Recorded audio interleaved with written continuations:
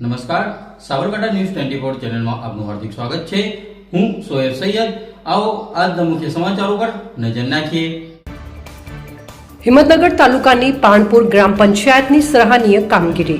હિંમતનગર તાલુકાના પાણપુર સવગઢ ગ્રામ પંચાયત દ્વારા અગાઉ પાણપુર પાટિયા વિસ્તારમાં લારી ગલ્લાના દબાણ દૂર કરવામાં આવ્યા હતા, જે અનુસંધાને દૈનિક છૂટક ધંધો કરી રોજીરોટી રળતા લારી ગલ્લા ધરાવતા નાના લાભાર્થીઓને કાયમી ધોરણે એક મુકર્રર જગ્યાની ફાળવણી કરવાના હેતુથી સવગઢ તાલુકા પંચાયતના સભ્ય હાજી ઇસ્માઇલભાઈ બાવન અને પાણપુર ગ્રામ પંચાયતના ઉપસરપંચ ફિરોજભાઈ કંડિયાની હાજરીમાં અને એમના માર્ગદર્શનમાં પાટિયા વિસ્તારમાં જેસીબી મશીનની મદદથી જગ્યાની સાફ સફાઈ કરાવવામાં આવી હતી।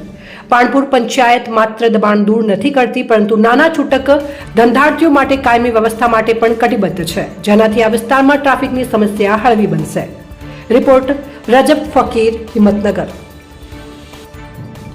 સાબરકાંઠા ન્યૂઝ 24 ને સબસ્ક્રાઇબ કરી લાઇક કરવાનું ભૂલશો નહીં, જેથી આવનારા સમયમાં ઝડપથી આપના સુધી સમાચાર પ્રાપ્ત થઈ શકે। રિપોર્ટર સોએબ સૈયદ, સાબરકાંઠા।